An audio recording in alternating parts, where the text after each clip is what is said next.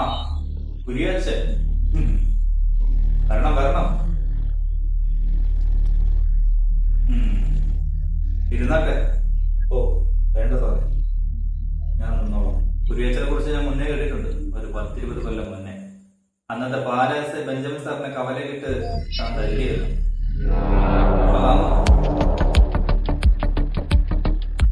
അത് പിന്നെ കൂടെ പിടിച്ചിരുന്ന പെൺകൊച്ചിനോട് പിറപ്പുകൾ കാണിച്ച കൈ കെട്ടി നോക്കിയിരിക്കാൻ പറ്റുമോ സാറേ? അന്ന് പിന്നെ അപ്പനുള്ള കാലായിരുന്നുകൊണ്ട് ശിവനെ അറിയാതിരിക്കുന്നു.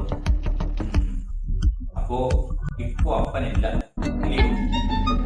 ഇല്ല സാറേ, പക്ഷേ ആ അപ്പന് ജനിച്ചതിന്റെ ഗുണമൊട്ടും കുറഞ്ഞിട്ടില്ല, കൂടിയിട്ട്.